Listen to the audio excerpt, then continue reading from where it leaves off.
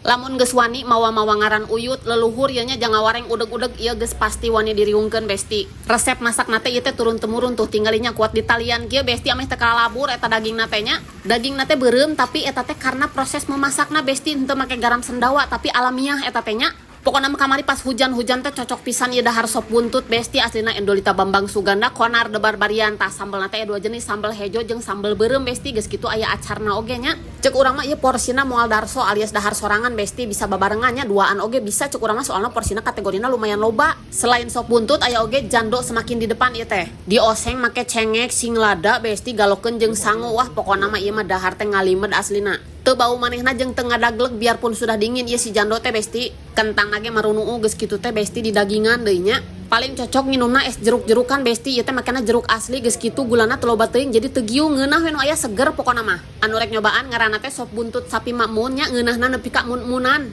Lokasina teh aya di halaman imah nya geus kitu teh aya beberapa tenan-tenan besti tas salah sahijina teh sop buntut makmun ieu. Lamun ti luar mah teu kaciri besti pas asup ka jero karek aya tak kacirinya. Alamat lengkapna di Jalan Citarum nomor 31 Bandung.